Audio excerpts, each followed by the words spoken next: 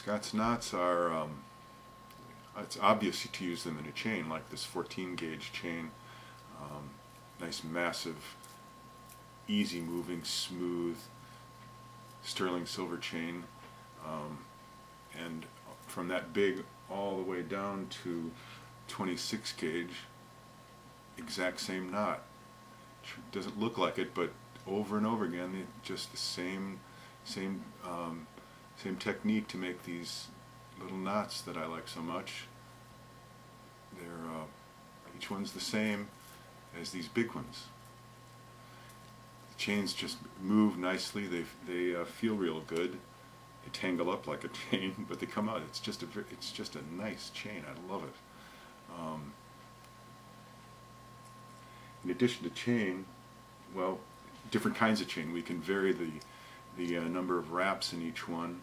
Like this guy's got about 10 wraps, and so long as I feel, so long as the legs to the eye are wrapped inside the barrel, it gives it enough structure and stability that I feel confident in hanging one of my cloisonne pieces on it anyway.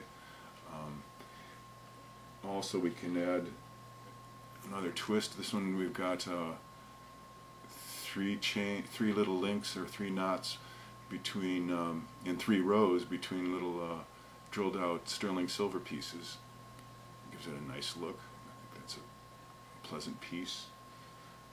We can also, within the wrap, take a little detour and get a little more sparkle and delicacy to the piece by just stopping the wrap, pulling a loop out, and then continuing with the wrap. Sometimes on both sides, like this guy, and then sometimes just a single loop like the one next to it, and do that in an orderly fashion, and it comes out with a very pleasant piece. And here's the chain. This is one of the first chains we ever made, and it was these cloisonne pieces again that demanded one of our own handcrafted chains, and this is one of the first chains that we made using the Scott's knots. Put those cloisonne pieces together in a bracelet. This one's we did for Elizabeth, and it's all attached. Everything, nice motion and really neat little sterling silver pieces, and the cloisonne pieces set in a sterling silver case, and it's all tied together with Scott's knots without risk of fire, high temperature.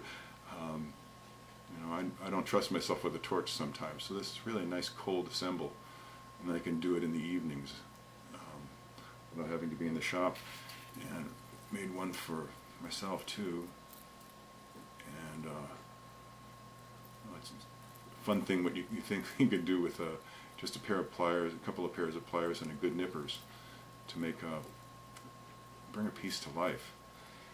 Also use the knots for assembling earrings that we do. There's a pair with 2 elements, 2 pieces tied together with one Scott's knot. Just really great life to it and free movement. No way to hook up on anything. It's a nice smooth connection. These jewels are made from air-cooled frit for clarity, and then we fuse them into these fine silver discs that we put together, and then assemble them into a pair of earrings. Can also do. Here's one with 3 elements.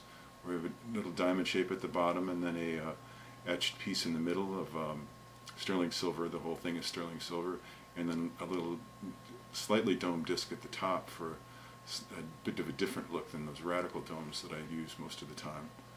It's a nice look with 3 elements, and can keep adding the elements on the bottom. Actually, make a bracelet just like this, or very much like this, and I made a pair of earrings to go with it for a friend. So you can keep on adding on. Also, you can add a bunch of rows side by side, and this is one of my favorite pair of earrings, very dangly and fancy looking things.